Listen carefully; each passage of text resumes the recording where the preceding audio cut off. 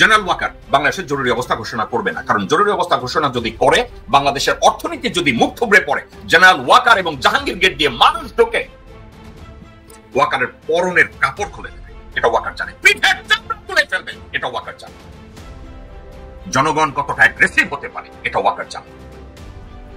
এই লোকগুলোর বিরুদ্ধে গ্রেফতারি পরোয়ানা জারি হয়েছে, এই লোকগুলোর বিরুদ্ধে গ্রেফতারি পরোয়ানা জারি হয়েছে। এখন একটা ছবি আমি বোধহয় মিস করছি, আমি ছবিটা আনার চেষ্টা করছি। দর্শকবৃন্দ, আমাকে 1 সেকেন্ড সময় দিবেন।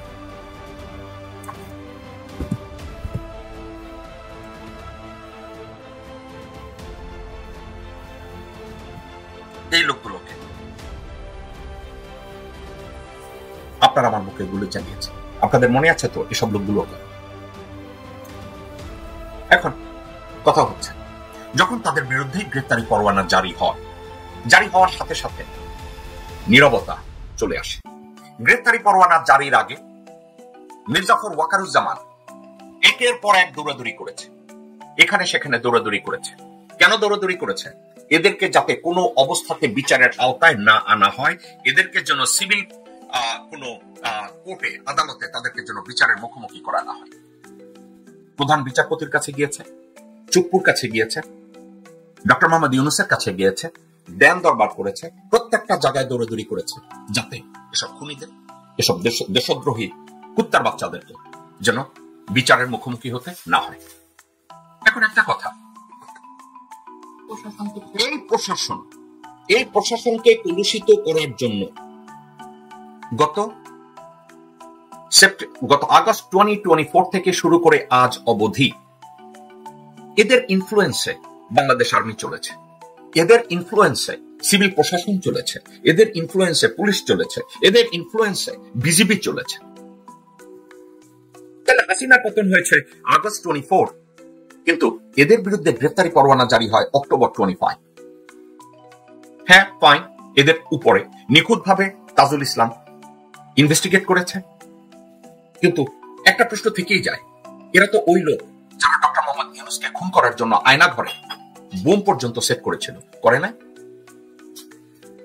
এই লোকগুলো আপনাকে, আমাকে, আমার আপনার ভাই বোনদেরকে গুম করে দেশটাকে জাহান্নাম বানানোর পরেও তারা চুপ করে থাকেনি। সেনানিবাসের অভ্যন্তরে থেকে 654 জন মানুষকে পয়সার বিনিময়ে ভারতের স্বার্থে পাচার করে দিয়েছে। আজকে যখন তাজুল ইসলাম এবং আন্তর্জাতিক অপরাধ ট্রাইব্যুনাল এদের বিরুদ্ধে গ্রেফতারি পরোয়ানা জারি করে, একদিকে আমরা বলতে পারি হ্যাঁ, এটা একটা খুবই ভালো উদ্যোগ যে তাদের বিরুদ্ধে গ্রেফতারি পরোয়ানা জারি করা হয়েছে, কিন্তু সাথে সাথে জনগণের মধ্যে কি এটা আসবে না? 654 জন ক্রিমিনালকে যদি সেনানিবাস থেকে ভারতে পাচার করে দেওয়া হয়, আমেরিকায় পাচার করে দেওয়া হয়, কানাডায় পাচার করে দেওয়া হয়, ইউরোপে পাচার করে দেওয়া হয়, তাইলে এই 28 জনকে কেন পাচার করা হবে না? বিভিন্নভাবে আপনারা জেনেছেন যে গ্রেফতারি পরোয়ানা জারির সাথে সাথে ওয়াকারুজ্জামান এবং এসব খুনিরা নড়ে চড়ে বসেছে। ওয়াকারুজ্জামান ভারতের সাথে কি রয়ের সাথে তার যোগাযোগ রয়েছে, এর পরবর্তী পদক্ষেপ কি হবে? দেশে কি সেনা শাসন জারি হবে? দেশে কি জরুরি অবস্থা জারি করে ক্ষমতা নিয়ে নেবে এমন পরিস্থিতির তৈরি হবে? আমি তা মনে করি না।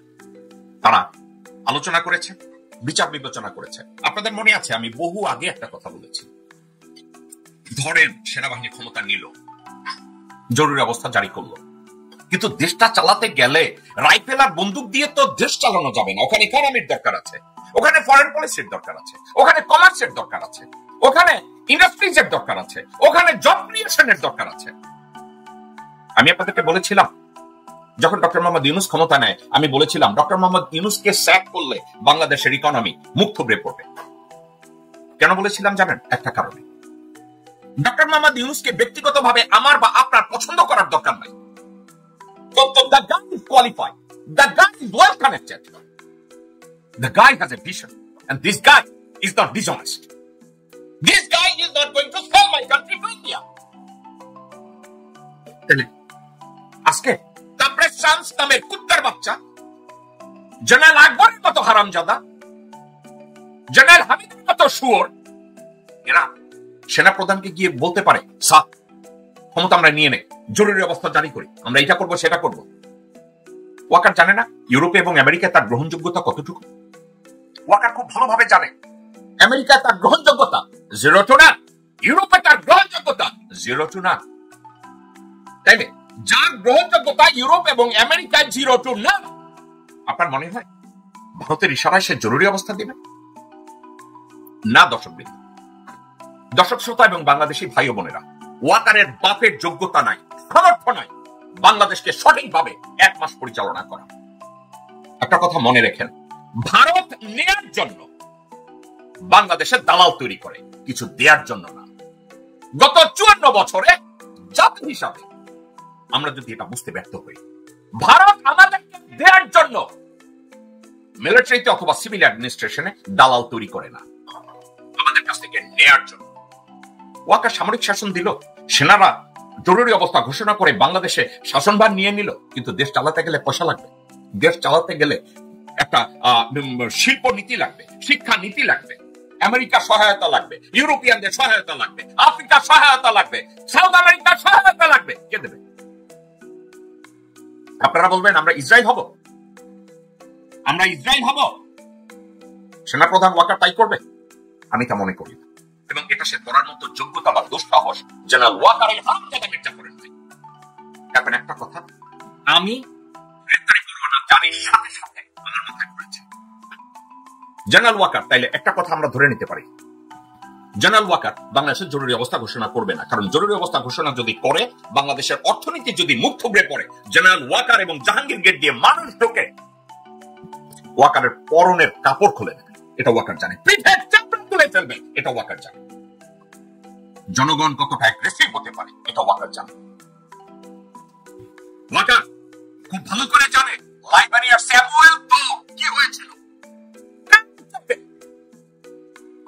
উলঙ্গ করে রাস্তায় ঝুলিয়েছিল। ওয়াকারের অবস্থা এটা ওয়াকারের চেয়ে ভালো কেউ জানে না। এখন ওয়াকারকে যদি এই 28 জন অফিসারদের ভিতরে, 28 জনের ভিতরে ওখানে যদি সার্ভিং 9 জন না 10 জন অফিসার আছে, তারা যদি ওয়াকারকে বলে, স্যার আসেন আমরা জরুরি অবস্থা খেলি, আমরা এই ধরনের অবস্থা খেলা, আমরা ইউনুসকে সরাইয়া দেই, এটা জাস্ট হাস্যকর একটা জিনিস। দর্শক, দেশের যে অবস্থা আমরা দেখছি সাম্প্রতিক সময়ে, গত দুদিনে যেই ঘটনাগুলো দেখলাম, তাতে একটা বিষয় আমরা ইঙ্গিত পাচ্ছি যে ডক্টর ইউনুস এবং জেনারেল ওয়াকারের মধ্যে আঁতাত হয়তো হয়ে গেছে, আইসিটির সঙ্গে হয়তো আঁতাত হয়ে গেছে। ডক্টর ইউনুসের সঙ্গে আঁতাত হওয়া মানে আইসিটির সঙ্গে আঁতাত হওয়া, এবং এখানে মূল বদমাইশি রোলটা প্লে করছে আইন উপদেষ্টা আসিফ নজরুল। এবং আপনারা যদি দেখেন যে গত কয়েকদিনে, অর্থাৎ গতকালই প্রেস সচিব শফিকুল আলম তিনি বললেন যে সশস্ত্র বাহিনীর আর কোনো কর্মকর্তার বিরুদ্ধে পরোয়ানা জারির পরিকল্পনা নেই। এটির মাধ্যমে তিনি তার একটি ফেসবুক পোস্টের মাধ্যমে এটি জানিয়েছেন। তিনি বলেছেন যে আইসিটির সঙ্গে কথা বলে তিনি এই পোস্ট দিয়েছেন। অর্থাৎ দেখেন, আর কোন সশস্ত্র বাহিনীর আর কোন কর্মকর্তার বিরুদ্ধে পরোয়ানা জারির পরিকল্পনা নেই, কিন্তু পরিকল্পনা কোনো বিষয় নাই।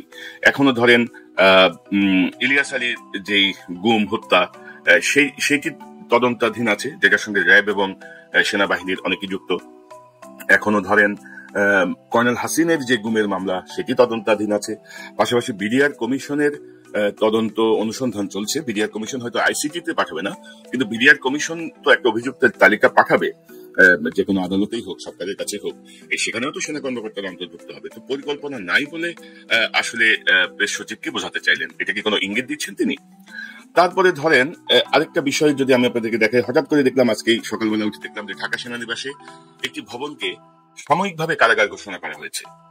তো যাদের বিরুদ্ধে অভিযোগ, যে 24 জনের বিরুদ্ধে অভিযোগ, যে 15 জন সেনা হেফাজতে আছে বলে দাবি করা হচ্ছে, সেই 15 জন ভিভিআইপি, এগুলা সব জাতির কৃতি সন্তান, এগুলো তো সব চোর ছাত্র হাসিনার নির্দেশে নিজেদের অতিরিক্ত ক্ষমতা প্রয়োগ করে মানুষের টর্চার করছে। এরা গুম খুনের সঙ্গে যুক্ত, এরা হত্যার সঙ্গে যুক্ত, এরা লুণ্ঠনের সঙ্গে যুক্ত। তাদের জন্য কেন ঢাকা সেনানিবাসের একটি ভবনকে সাময়িকভাবে কারাগার ঘোষণা করা হবে? এই অথরিটি কে দিচ্ছে? স্বরাষ্ট্র মন্ত্রণালয়কে। মানে আপনার বুঝতে পারছেন তো, মানে এই দুইটা ঘটনাতেই আপনারা বুঝতে পারবেন। এবং আমি যদি আপনাদেরকে এই সংক্রান্ত যে প্রজ্ঞাপনটি বের হয়েছে, সেই প্রজ্ঞাপন থেকে একটু দেখাই, যে বাংলাদেশ ফৌজদারি কার্যবিধি 1898 এর 541 ক্ষমতা বলে, দ্য প্রিজনস অ্যাক্ট 1894 এর ধারা 3B অনুসারে ঢাকা সেনানিবাসস্থ বাসার রোড সংলগ্ন উত্তর দিকে অবস্থিত ইএমএস বিল্ডিং নম্বর 54 ঢাকা সেনানিবাস ঢাকাকে সাময়িকভাবে কারাগার হিসেবে ঘোষণা করা হইল। যথাযথ কর্তৃপক্ষের অনুমোদন ক্রমে এই আদেশ জারি করা হইল, ইহা অবিলম্বে কার্যকর হইবে। এটি জারি করা হয়েছে স্বরাষ্ট্র মন্ত্রণালয় কারা শাখা 1 থেকে। এবং আপনারা যদি দেখেন যে এই যে ধরেন গুম খুনের সঙ্গে যুক্ত সেনা কর্মকর্তাদের বাঁচাতে জেনারেল ওয়াকারের যে প্রচেষ্টা, জেনারেল ওয়াকারের যে হুমকি ধামকি, যে চোখ রাঙানি, তার কাছে আমার মনে হচ্ছে যেন ডক্টর ইউনূস শেষ মুহূর্তে এসে আত্মসমর্পণ করলেন। কারণ হচ্ছে যে এই জাতীয় অধ্যাদেশের কোনো যৌক্তিকতা নাই। প্রয়োজনে আসামিরা আদালতে আত্মসমর্পণ করবেন অথবা পুলিশ তাদেরকে ধরে আদালতে নিয়ে আসবে।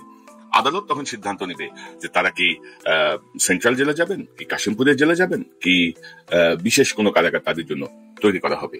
আবারও বলি, এখানে যাদেরকে অভিযুক্ত করা হয়েছে সাক্ষ্য প্রমাণ তথ্য প্রমাণের ভিত্তিতে, তারা কেউই নবাবজাদা নসরুল্লাহ খান না, তারা কেউই বাংলাদেশের আইনের ঊর্ধ্বে কোনো ব্যক্তি না। তারা প্রত্যেকে গুম এবং খুনের সঙ্গে যুক্ত, তারা প্রত্যেকেই মানবতা বিরোধী অপরাধের সঙ্গে যুক্ত। তাদেরকে এত খাতির করার কোনো মানে নাই। বাংলাদেশ সেনাবাহিনীর যে সম্মান আমরা পুনরুদ্ধারের জন্য, বিশেষ করে মইনীয় জানোয়ারটার হাত ধরে 111-এর মাধ্যমে বাংলাদেশ সেনাবাহিনীর মধ্যে যেই বিপর্যয় নেমে এসেছে, সেটি থেকে আমরা যখন চেষ্টা করছি যে গুম খুনের সঙ্গে যুক্ত মানে সর্বোচ্চ ধরেন 25 থেকে 50 জন, এর বাইরেও প্রচুর অভিযুক্ত আছে। ধরেন এখনো বহু গুমের মামলা এখনো হয়ই নাই। বহুজন প্রস্তুতি নিচ্ছে, নানা সাক্ষ্য প্রমাণ জোগাড় করছে, নানা তথ্য জোগাড় করছে যে তারা মামলা করবে।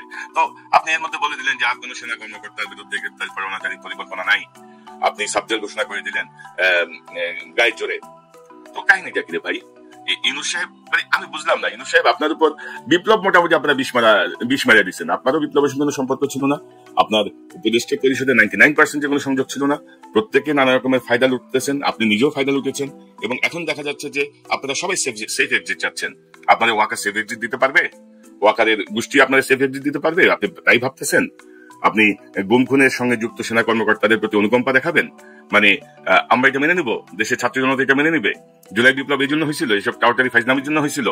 ওয়াকারের চোখ রাঙানির কাছে আত্মসমর্পণের জন্য হয়েছিল নাকি জুলাই বিপ্লব? আসলে আমার এখানে যে একজন আলোচনায় বলছিলেন যে জুলাই বিপ্লবটা আসলে জাহাঙ্গীর গেটে থেমে যাওয়াটা ঠিক হয়নি। জুলাই বিপ্লবটা জাহাঙ্গীর গেটের ভিতরে ঢোকা দরকার ছিল। 5ই আগস্ট পর্যন্ত ছাত্র জনতার উপরে যেভাবে গুলি চালিয়েছে সেনাবাহিনী, বিজিবি, যেভাবে পুলিশকে তারা প্রোটেক্ট করেছে, গুলি চালানোর সহায়তা করেছে, যেভাবে তারা ছাত্রলীগ যুবলীগকে গণহত্যায় সহায়তা করেছে, তার বিচার হইতে হবে। এবং সামহাও আমরা ভুলে গেছি সব। এবং আমরাও চেয়েছিলাম যে ওকে ফাইন, সেনাবাহিনী যেহেতু শেষ মুহূর্তে হলো ছাত্র জনতার কাতারে নেমে এসেছে, এটা ছাড়া কোনো উপায় ছিল না আর কি। মানে আপনি ঘাটতারামি করে তো টিকতে পারবেন না, কারণ সেনাবাহিনীর এখনো যেসব কর্মকর্তা আছে, আমি বলবো যে 95% কর্মকর্তা এবং সৈনিক তারা ছাত্র জনতার পক্ষে এখন আছে। জুলাই বিপ্লবের চেতনাকে তারা এখনো ধারণ করে। 5% বদমাশ পুরো জিনিসটাকে ধ্বংস করে দিচ্ছে। আপনাদেরকে আমি একটু দেখাই যে সাম্প্রতিক সময়ে সেনা সদরের একটা ব্রিফিং হয়েছে, সেই ব্রিফিংটা আপনাদেরকে একটু দেখাই যে আমি যদি একটু দেখাই এটা কিনা। এই ধরনের যাবতীয় চাপ প্রিপারেশন আমরা নিচ্ছি। এর ভিতরে এই দেখেন, মানে হাকিম সাহেব অ্যাডজুটেন্ট জেনারেল তার যে বক্তব্য, সেই বক্তব্যে মানে মনে হচ্ছে যেন আমি বক্তব্যটা শুনে আসি। এই ধরনের যাবতীয় চাপ প্রিপারেশন আমরা নিচ্ছি। এর ভিতরে এই আইসিটি ডেফিনেটলি আমাদের জন্য অবশ্যই এটার জন্য আমাদের জন্য অবশ্যই মোরাল এফেক্টে অবশ্যই করে, এটা অস্বীকার করবো কেন? মানে আইসিটির এই যে বিচার প্রক্রিয়া, এই বিচার প্রক্রিয়া সেনাবাহিনীর মোরাল এফেক্ট করবে। যখন তারা নির্বাচনের মাঠে দায়িত্ব পালন করতে যাবে, তখন এটা তাদের মোরাল এফেক্ট করবে। কি মোরাল তাইলে সেনাবাহিনীর? আপনি 18 সালে নির্বাচন, 14 একতরফা নির্বাচন, 18 নির্বাচন, 24 নির্বাচন, যখন হাসিনার গোষ্ঠীকে আপনারা সহযোগিতা করলেন জনগণের ভোটাধিকার কেড়ে নিতে, তখন মোরাল এফেক্ট করেনি কাকা? কি কাহিনী কি? বুঝান, ধুনপুন বুঝাইলে হবে, আমরা বুঝবো। আর এখন দেখেন পুরো বক্তৃতা হচ্ছে খালি নির্বাচনে ছিঁড়ে ফেলাবে। তো কি করছে? আগে 3টা নির্বাচনে যে জনগণের ভোটাধিকার কেড়ে নেওয়া হয়েছে, তখন তোমরা কোথায় ছিল রে ভাই? তুমি সেনাবাহিনীতে ছিল না? কোথায় ছিল? আপনার শুনেন একটু। অস্বীকার করলে তো বলবেন যে এটা অস্বীকার আপনি করতে হবে বিদায় করছেন না, আমাদের অবশ্যই মোরাল এফেক্ট করছে। But at the same time আমি এটাও বলে নিয়েছি, সেনাপ্রধান আমাকে আবারও বলে দিয়েছে, আমাদের সবসময় বলেন, সেটা হচ্ছে will remain stand fast with the justice even with compromise of our something, but ইনসাফের কোনো কমতি হবে না। আমরা সেনাবাহিনী দেশের জন্য, কোনো পলিটিক্যাল পার্টির জন্য না। কে কি বললো টললো এটা না। আমাদের দেখবেন অনেক জায়গায় মোটো আছে, আমাদের মোটোতেই লেখা আছে আমরা দেশের তোরে, দেশের জন্য যেটা সবচেয়ে ভালো হবে আমরা চেষ্টা করবো আমাদের জীবন দিয়ে হলে করতে। দেশের জন্য যেটা ভালো হবে এটার জন্য আমরা জীবন দিয়ে হলে চেষ্টা করবো। এখন ওই কেউ খুঁচালো আমি লাভ উঠলাম, আমার এরকম কোনো দরকার দেখি না। আমাদের ফোকাস একটাই, জাতি পুরো ওয়েট করছে একটা খুব ভালো একটা ক্রেডিবল একটা ইলেকশনের জন্য। আমরা আমাদের আপ্রাণ চেষ্টা করবো একটা ক্রেডিবল ইলেকশন যাতে হয় সকলকে নিয়ে, এবং এটা আমাদের যেরকম দায়িত্ব এটা কিন্তু সকলের দায়িত্ব, আপনাদেরও দায়িত্ব, আমার বাসায় যে বসে আছে তারও দায়িত্ব আছে, সকলের দায়িত্ব এটা। আমরা চেষ্টার কোনো ত্রুটি করবো না, একটা ক্রেডিবল এবং খুব ভালো মানুষের যাতে আশা পূরণ হয় এরকম একটা ইলেকশনকে কন্ডাক্ট করানোর জন্য।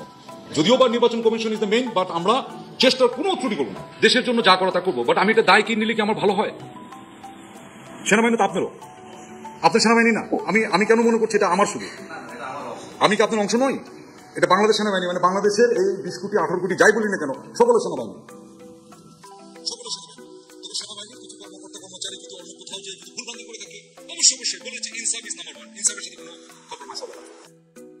তো ইনসাফের প্রসঙ্গ আসছে, এই ইউনিফর্ম আমাদের ইউনিফর্ম বলেই আমরা একটা কথা বলি। এবং ধরেন যে সেনাবাহিনীর কর্মকর্তা যদি অন্য কোথাও যে, অর্থাৎ র্যাবে যে, বা ধরেন কি বলবো ডেপুটেশনে বিজিবিতে যে তারা যদি দায়িত্ব করে তারা সেনাবাহিনীর অংশ না, তিনি কায়দা করে এরকম একটা বিষয় পাঞ্চ করলেন, কিন্তু তাদের জন্য তিনি দাঁড়ান। এবং ধরেন আরেকটা বিষয় যদি আপনি দেখেন, তার বক্তব্যের মধ্যে আছে যে জেনারেল কবির যে শেখ হাসিনার সামরিক সচিবের ইয়েতে ছিল, সে তো ইতিমধ্যে পালাই গেছে, এরকম একটা বিষয় আছে। এবং হাকিম সাহেবও তিনি বলছিলেন যে একজন মিসিং, একজন হচ্ছে অ্যাবসেন্ট ফ্রম দা কি বলবো সার্ভিস বা এরকম কিছু একটা তিনি মেনশন করেছেন।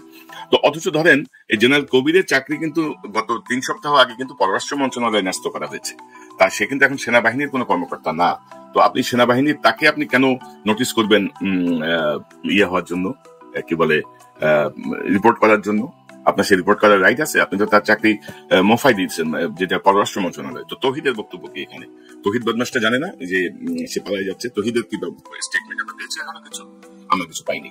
তো ইনসাফের প্রসঙ্গটা নিয়ে আমি আসছি, তার আগে জেনারেল হাকিমের আরেকটা বক্তব্য আপনাদেরকে শোনাতে চাই। সময় যে সাধারণ নির্বাচনে যে সেনাবাহিনী যা ভূমিকা ছিল তার থেকে অনেক বহুলাংশ বৃদ্ধি পেয়েছে, অনেক বড়।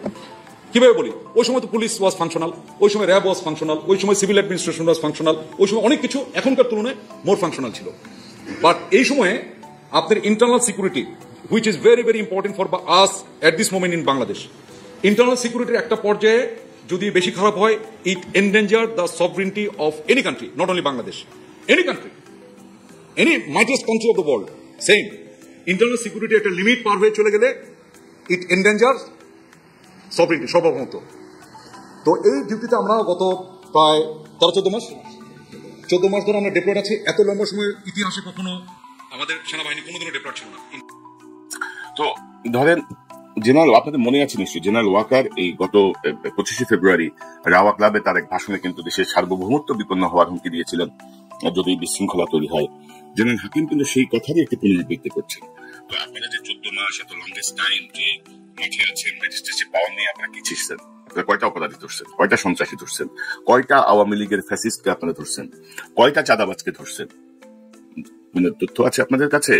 বড় বড় কথা বলেন, পাবলিকের গোল খাওয়ান, মানে একটা অদ্ভুত একটা অবস্থা। এবং আমি যদি হাকিমের বক্তব্যের আরো একটা পয়েন্ট যদি আপনাদেরকে আমি নোটিস করি, যে তিনি একটা জায়গায় বলেছেন যে সংবিধান স্বীকৃত সকল আইন তারা মানবেন বা মানতে বাধ্য। তার মানে কি জুলাই বিপ্লবের পরে যে অধ্যাদেশগুলো হয়েছে, যে আইনগুলো হয়েছে, সেগুলো আপনারা মানবেন না? সেগুলো আপনারা মানেন না? সংবিধান স্বীকৃত না? তারপরে ধরেন আপনি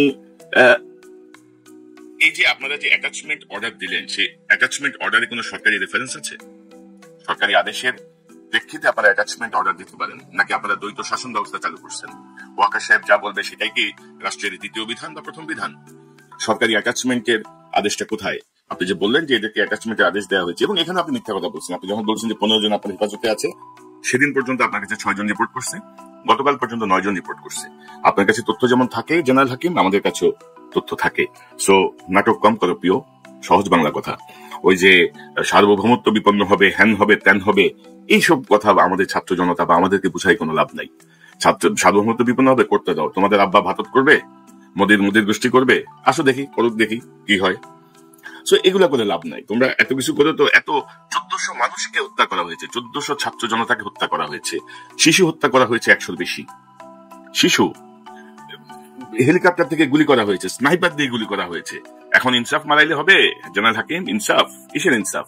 তারপর দর্শক আপনারা দেখেন, এই যে ধরেন হাকিম বলতেছে যে সংবিধান স্বীকৃত আইন, তো সংবিধান স্বীকৃত আইন তার মানে কি জুলাই পরবর্তী সরকারের যে নির্দেশনা, যে আইন, সেগুলো সেনাবাহিনী মানতে বাধ্য না? এবং আমি যদি আপনাদেরকে একটা সংবাদের দৃষ্টি আকর্ষণ করি, সংবাদ যদি দেখাই, আপনাকে, এটি হচ্ছে গত 7 অক্টোবরের একটা সংবাদ। অভিযোগ গঠনের পর অভিযুক্ত ব্যক্তি নির্বাচন ও সব সরকারি পদে অযোগ্য। আন্তর্জাতিক অপরাধ ট্রাইব্যুনাল তৃতীয়বারের মতো সংশোধন করা হয়েছে। ট্রাইব্যুনালে কোনো ব্যক্তির বিরুদ্ধে আনুষ্ঠানিক অভিযোগ গঠিত হলে অভিযুক্ত ব্যক্তি জাতীয় সংসদ, স্থানীয় নির্বাচনে অযোগ্য বলে বিবেচিত হবেন। একই সঙ্গে সরকারি কোনো পদেও নিয়োগ পাবেন না। এবং এখানে যদি আপনি আরো ব্যাখ্যায় যান, সেখানে বলা হচ্ছে 4টি বিষয় তারা সেখানে নিষেধাজ্ঞার আওতায় এসেছেন। 4টি বিষয়, তার মধ্যে আমি যদি এই 4টা বিষয়ের মধ্যে 2টা বিষয় যদি আপনাদেরকে দেখাই, 2-3টা।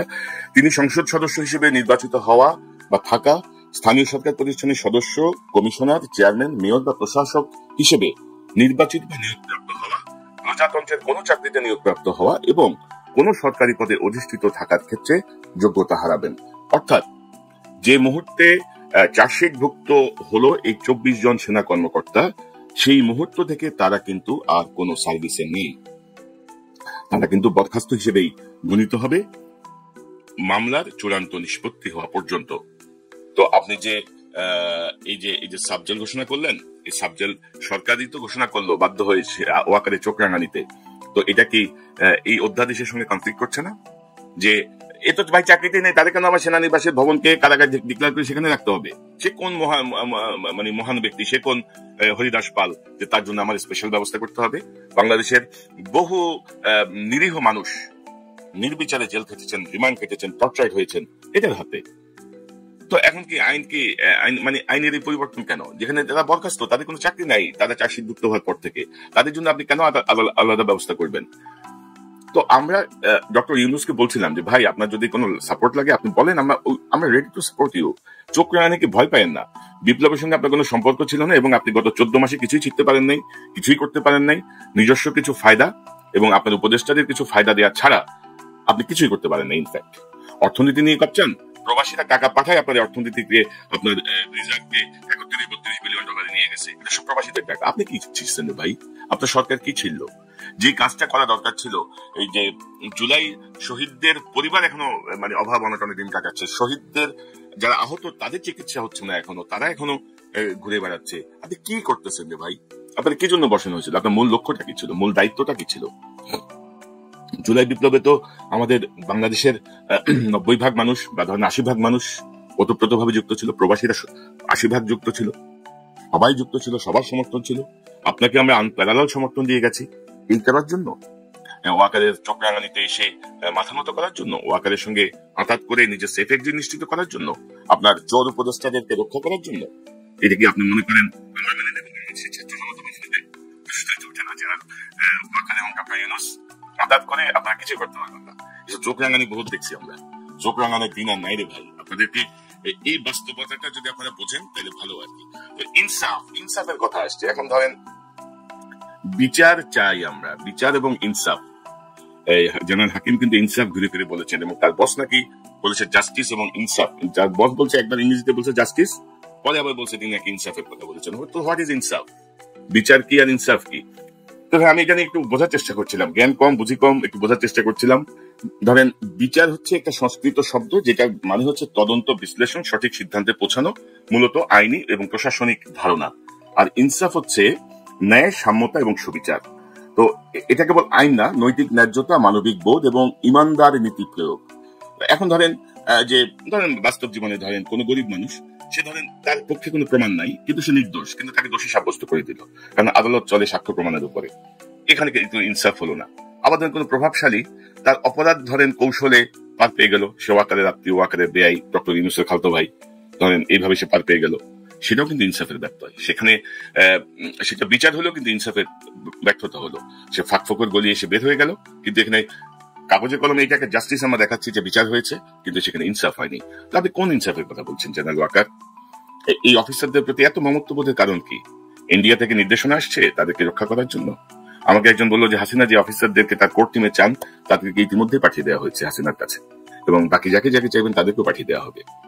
অর্থাৎ আমি যেটা বোঝাতে চাইলাম, আশা করি আপনারা বুঝতে পেরেছেন যে কোনো আঘাত করে কোনো খুনি গুমের সঙ্গে যুক্ত কোনো চক্রকে রেহাই করা যাবে না। ডক্টর ইউনূস, আপনার সেফ এক্সিট যদি লাগে, বাংলাদেশের মানুষ আপনাকে সেফ এক্সিট দেবে, বাংলাদেশের মানুষ আপনার পাশে দাঁড়াবে। জনগণের প্রতি আস্থা রাখেন, ওয়াকারের প্রতি আস্থা রাখলে বিপদে পড়বেন। হাসিনা বিপদে পড়ছে, যদি সে শেষ মুহূর্তে তার ক্ষমতা বহির্ভূত ভাবে হাসিনাকে পালাতে সহায়তা করেছে, কিন্তু রক্ষা তো করতে পারে নাই, তার গদি তো রক্ষা করতে পারে নাই। সো জেনারেল ওয়াকার, আপনি যদি এদেরকে ভয় পান, এদের চোখ কি ভয় পান, তাহলে কিন্তু আপনি বিপদে পড়বেন। আমি আপনাকে আবার বলছি ডক্টর ইউনূস, আপনি সম্মানের জায়গা থেকে বিচ্যুত হবেন। জেনারেল ওয়াকার আপনাকে রক্ষা করতে পারবেন না। সো কোনো আঘাত আমরা চাই না, কোনো সাব জেল হবে না, সেনাবাহিনীর ভেতরে কোনো সাব জেল হবে না। কারণ এই মামলার চার্জশিট ঘোষণার সাথে সাথে তারা কেউই আর সেনাবাহিনীর কোনো পদে কর্মরত নাই। সো তারা সাধারণ আসামি যেখানে যায় তারা সেখানে যাবে, তাদেরকে জিজ্ঞাসাবাদের জন্য রিমান্ডে আনতে হবে, তারা তাদের স্টেটমেন্ট দিবে, সেই অনুযায়ী যাচাই বাছাই করে তাদের বিরুদ্ধে আইনানুগ পদক্ষেপ নিতে হবে। আমরা বেআইনি কোনো পদক্ষেপ সমর্থন করি না। আর সংবিধান সম্মত আইন মানবো আর জুলাই পরবর্তী সরকারের অধ্যাদেশ বা নির্দেশনা মানবো না, জেনারেল হাকিম, এইসব চোখ রাঙানি কথাবার্তা বলে লাভ নাই। এবং আনফর্চুনেটলি বাংলাদেশের সাংবাদিকদের এতটা অযোগ্যতা আমি ভাবি না। আমার ধারণা তাদের উপর যে মানসিক চাপ থাকে, তাদের উপরে যেই প্রেশার থাকে, সেই প্রেশারে ধরেন তারা অনেক প্রশ্ন করতে পারে না। আপনি কোনো লেখা দেখবেন না, কোনো কি বলবো অ্যানালাইটিক্যাল কোনো বিশ্লেষণ দেখবেন না, সব ধরেন আঙ্গুল চুষছে বসে বসে, ইয়ানপসি করছে, আমি বাঁচি আমি বাঁচি আমি বাঁচি। কিন্তু আনফর্চুনেটলি আপনারা কেউই বাঁচবেন না যদি আমরা এই অন্যায়কে প্রতিরোধ করতে না পারি। সেনাবাহিনীর মরাল যদি আইসিটির মামলার জন্য ক্ষতিগ্রস্ত হয়, তো এই মরালের আমার দরকার নাই, এই মরালে সেনাবাহিনীর লোকজন আমার দরকার নাই। বাইর হয়ে যান ভাই, বিদায় হন। এই মরাল যদি হয় গুম খুন হত্যার সঙ্গে যুক্ত থাকলে যদি আপনার মরাল ঠিক থাকে, আপনার ব্রাদার ইন আর্মস, আপনার সেনাবাহিনীর কর্মকর্তাদের নির্যাতনের সময় যদি আপনাদের মরাল ঠিক থাকে, 57 জন সেনা কর্মকর্তাকে সুপরিকল্পিতভাবে হত্যা করার সময় যদি আপনার মরাল ঠিক থাকে, আপনার এই মরালের আমার দরকার নাই আর কি। এই মরালের যারা অফিসার আছেন, যারা কর্মকর্তা আছেন, বিদায় হন ভাই, ছাড়াই বিদায় হন, আপনাদের কোনো দরকারই নাই। মেজর জাহিদকে হ্যান্ডকাপ করিয়ে জঙ্গি বানিয়ে 16টা গুলি করে হত্যা করা হয়েছে, তখন বেটা তোদের মোরাল কোথায় ছিল রে? হাসিনার পায়ের নিচে ছিল, হাসিনার পা চাটতেছিলি, ওই 30 লাখ টাকা দিছে, মাগনা গাড়ি দিছে, মাগনা বাড়ি দিছে, ব্যবসা দিচ্ছে, এই মোরাল তোমাদের ভাই? এই মোরালের সেনাবাহিনী দিয়ে আমাদের কোনো কিছু যাবেও আসবে না। এই মোরালের সেনাবাহিনী দিয়ে আমাদের কোনো ধরনের কি বলবো সার্বভৌমত্ব নিশ্চিত হবে না। কারণ আমরা যা দেখছি এবং এখনো যা দেখছি, তাতে তোমরা সবাই অধীনস্থ অন্য কোনো দেশের কোনো এজেন্সির কাছে। সো এসব মরাল, এসব বক্তৃতাবাজি করে কোনো লাভ নাই।